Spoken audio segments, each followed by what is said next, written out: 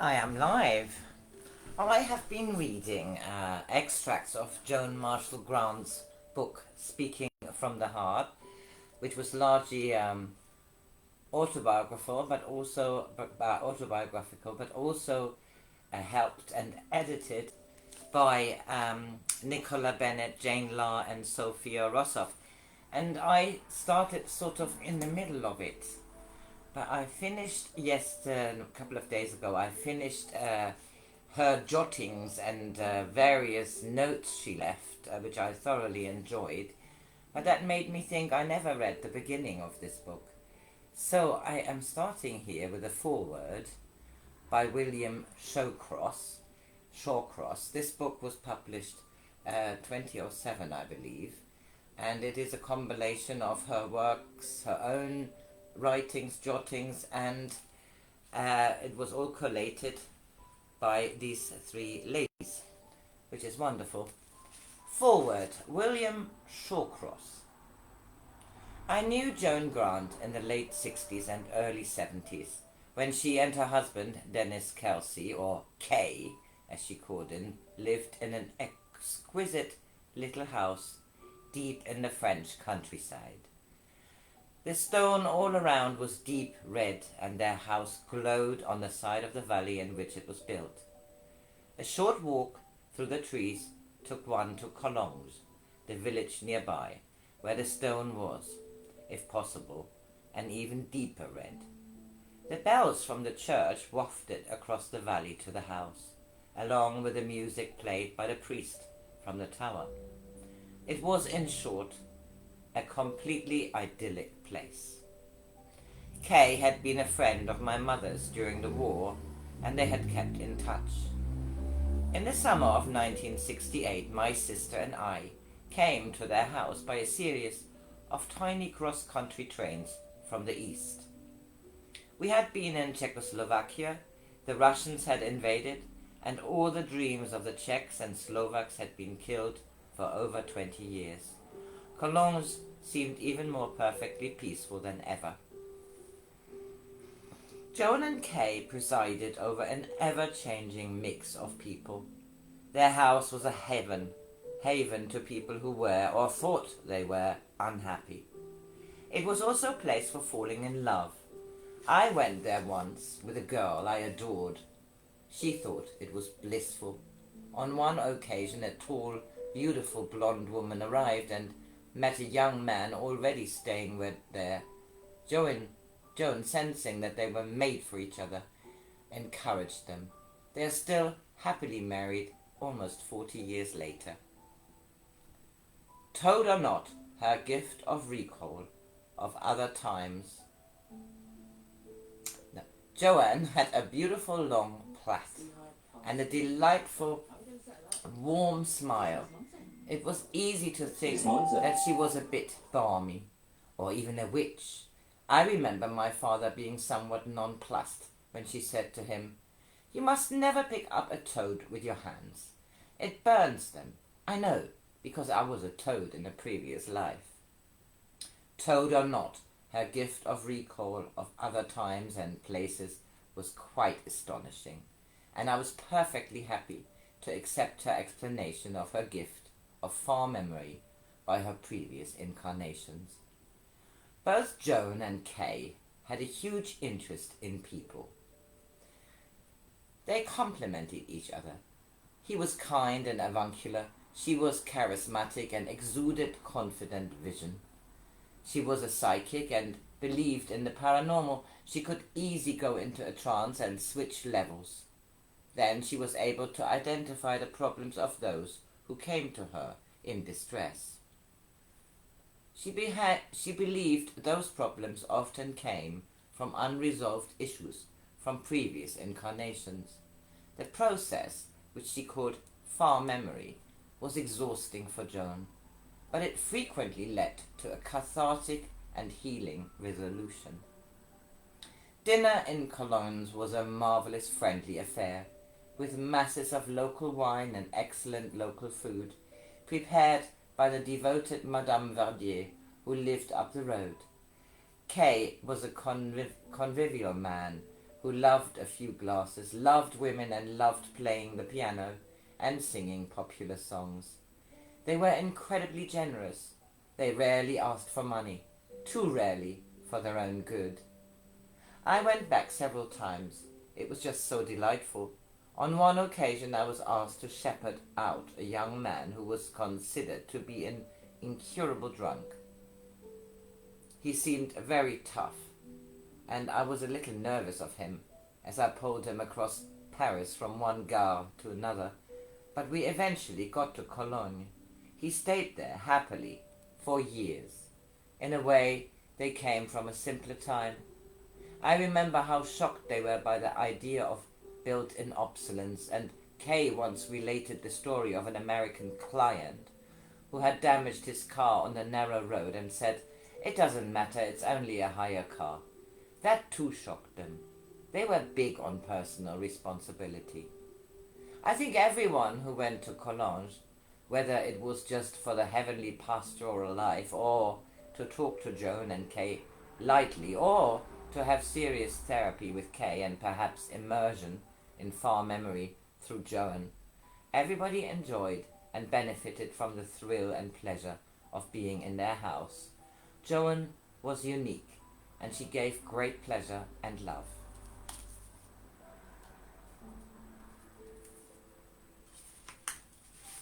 Preface. Sophia Rosoff. Joan Grant and I were best friends from June 1970 until she died in February 1989. It is as difficult to describe her in words on paper as it is to tell you what real music sounds like by showing you notes on a paper. Joan once said to me, "They call me a psychic, but all I can do is see things faster than other people do. Most of us have blinders that are partially removed from time to time. Joan was born without blinkers and could see everything. Joan, as I, a pianist and teacher, could make Joan hear the music that was not on the page, so Joan could make me feel that everything was possible. Being with Joan, one was always learning from the way she lived her life. She used to tell those who were trying to find that sixth sense that unless they learned to use their five senses fully, there was no hope for a sixth. Joan's superb use of language in the following texts will tell you more about her in her own words than I could hope to tell you in mine. Introducing Joan Grant. Nicola Bennett. I was reading a history of Western ethical philosophy that made me realize how much my grandmother, Joan Grant, had in common with several of the philosophers there described. She strove to disabuse herself of preconceptions, to think for herself, to eschew what she called groupthink, and perhaps most important of all, to perceive for herself. She was not interested in belief or faith. She was interested in the truth, as proved by experience through the five senses. With their unusual gift of far memory and what was referred to in her day as extrasensory perception, or ESP, she experienced many realities that are not available to most people. She wanted to share these as truthfully as she could, and did so first through her best-selling autobiographies of previous lives. Later in her life, she developed her ability to tune into other people and to other people's lives, a technique she used therapeutically to help them to get rid of distressing symptoms caused by the stuck ghost of an experience from a previous lifetime. Joan was born in 1907 in London. According to family legend, her mother, Blanche, was a society psychic with rooms in the West End. She was the toast of a group of Cambridge graduates that included Joan's father-to-be, J.F. Marshall, or Jack to his friends, bespectacled and clever, with a triple first in mechanical science and law, and a passion for real tennis, tennis as played by Henry VIII in an indoor court.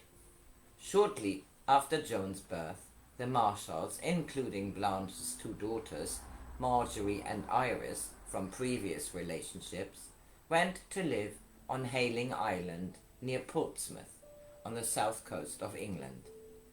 It is hard to know why they would have chosen windy Hayling, which, when not windy, was invaded by mosquitoes from the salt marshes.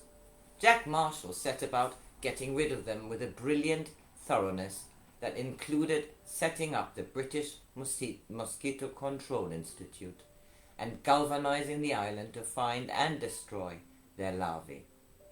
Marshall was awarded a CBE for his work, and his book, The British Mosquitoes, remains the authority on the subject. Joan spoke of her father as a materialist, adamantly anti-religion and insistent that this world is the only existence we can expect. To Joan, who remembered her babyhood and before, who saw ghosts as early as she saw the parlour-maids of her Edwardian childhood, both ghosts and parlour-maids oddly unacknowledged to the child's mind by the grown-ups. His attitude seemed stubbornly blinkered. Yet it is quite clear that she loved and admired him, and emulated in her own approach the rigour with which he examined any received opinion or casual observation. And Jack had ambitions for his clearly clever daughter to go to Cambridge and become the first woman to get a first in mechanical science, as he had. One feels she could well have done just that had her favourite governess not been sacked, causing Joan to declare she would have nothing more to do with formal education. So she worked in her father's laboratory while her mother cast around for a suitor who would take her strangely gifted, rebellious, charming, troublesome youngest child off her hands. She need not have worried, for Joan, skiing in Austria, fell deeply in love. The engagement was approved by both families, but her fiancé had to go back to his job in Paris. Joan got the news of his accidental death while she was in hospital in London, recovering from having her tonsils removed. She was helped through her grief by her friends, including a young law student called Arthur Leslie Grant, an Argentinian Scot who always known by his second name, whom Joan eventually agreed to marry. Their daughter Gillian, my mother, was born 3 years later in 1930. Joan shot to unexpected fame when her first novel, Winged Pharaoh, was published in 1937. What her readers did not officially know for almost another 20 years was that Winged Pharaoh was recorded by Joan in a trance-like state. She had dictated piecemeal the lifetime that she had then jigsawed together to become the story of Sekita, set in pre-dynastic Egypt. The transcriptions still exist, a stack of small notebooks written in Leslie's neat italic version of speed writing. Winged Pharaoh was followed by a further 5 previous life autobiographies set in ancient Egypt and Greece, Renaissance Italy and native North America, establishing her as one of the best-selling authors of the 1930s and 1940s, published in many countries around the world. Unfortunately, while Leslie had been willing for Joan to parade her abilities within the privacy of their own circle, he was appalled by having a publicly famous wife, feted for the precious wisdom of her writing and, it was whispered, her psychic gifts. Joan met her second husband, Charles Beatty, author and esoteric philosopher, in 1938. It was to him that her second book, Life as Carola, was dedicated. During the Second World War, they created a haven for displaced friends and their children at Trelidan, a large black and white timbered house sunk deep in the hills of the Welsh borders, financed by the income from their writing, chiefly Joan's. Although the process of recalling her previous lives was largely uncontrolled by her conscious mind, Joan's books are not the product of some sort of automatic writing. She was a skillful, often poetic user of words, and her books took the usual authorial hard work to write. She had to shape the plot out of fragments and find the words to describe the scenes she witnessed and the lessons she learned. However, she was not dedicated to writing as such, finding it always a painful, arduous business, and one which she said she would never embark on unless she had something important to say. In her private notebooks, many words are in quotation marks, and sentences are interrupted by dashes. She was striving to express experiences and concepts that were outside normal frames of reference. One gathers that what she referred to as downstairs, this world, simply does not have the language to convey the reality of upstairs. At relied, Joanne discovered she had the capacity to tune in at will to other people's past lives as well as her own. Many meticulous transcripts of these sessions still exist, in which she recounts the previous lifetime of one of the people in the room. She and Charles came to recognize it as a process that often acted as a release or a guide for current problems faced by their visitors. This was the precursor of the therapeutic work that Joan was later to undertake in partnership with her third husband, the psychiatrist Dennis Kelsey, whose work with hypnotherapy had convinced him that reincarnation was a reality before he came across Joan's book. He had been determined to meet her and eventually found her only a few miles away from his own home. In the 1960s, the Kelseys left London for a small cottage with an adjoining barn close to the Dordogne region of France, where they set up practice. Most of their clients were from the UK, but some were from other countries in Europe and beyond. The idea was that people would benefit from 2 weeks working intensely in a beautiful place away from their worries, then from making a weekly trek to the Kelseys' London consulting rooms. During this period, they would often work together, Kay, as Joan always called Dennis, conducting the session and Joan helping with insights into past life traumas and ethical misdirections that could be at the root of what was troubling the patient. As their work became better known in the US, they began to spend part of each year there, mostly in New York. When the house in France had to be sold in the early 1970s, they reverted to spending some of the year in England. First in flats in London, the period that Jane La visited them, as she vividly describes in her introduction, and then back in the English countryside they both loved. Joan, who for many years suffered from irregular heartbeats, which she refers to as the bumps, spent increasingly long periods in bed, and she died on the 3rd of February 1989. One could describe Joan as first and foremost a teacher, who wanted to share the wisdom she had garnered over many incarnations. If a teacher, she was one of the most practical kind, who considered it her duty and ours to make a difference in other people's lives whenever she had the chance to do so. Operating on more than one level, she would watch over her friends and family during perilous operations or journeys, leaving a trail of so-called coincidences and unlikely near misses behind her. She had memories of a lifetime lived in close proximity to Jesus Christ, whom she called the Galilean, and she liked to debunk some of the misleading myths perpetrated after his death by his followers and the church. She would experience what she came to call who's, the shift, voluntary or involuntary, to another level of reality than the everyday world we ordinarily experience. downstairs as she called it. In this state she often received teachings from companions upstairs, in particular a friend called Ray, whom she and Kay supported through terminal cancer. Joan was often guided by her hunches to take eccentric courses of action, as inexplicable to her conscious mind as they were to her companions, usually justified by the outcome.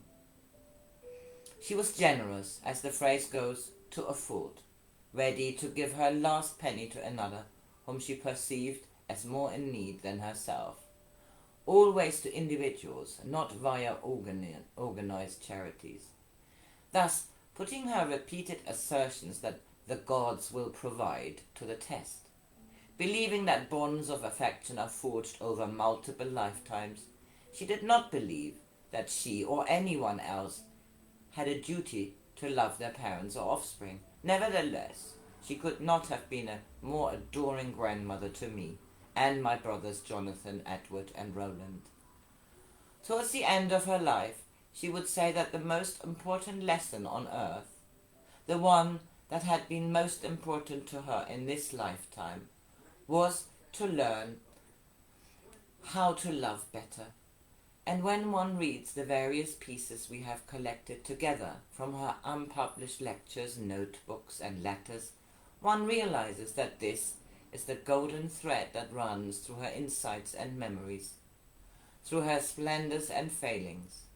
Witty, entertaining, honest, frequently frustrated by her circumstances, often in full outcry against the dishonesties and iniquities of the 20th century. "How can they be so stupid?" was a familiar cry. Joan could not have been further from the hackneyed image of the mystic. In my mind's eye, I can see Joan striding into the sitting room of her New York apartment she lived in for a few years in the 1970s to address a group. She has a cigarette in hand and wears loose trousers and a cotton blouse. Her feet are bare. She sits down in front of the window and leans forward, engaging her audience with an amused gaze. It is a gaze that is fully present. It brings in everybody in the room. It says, "Isn't this fun, us being here together today?" She taps the ash of her cigarette with a swift, decisive gesture and begins to speak. Right, this is a lovely preface. So, I stop this here. The next chapter is called Full Circle, and it's by Jane Law. Today is Wednesday.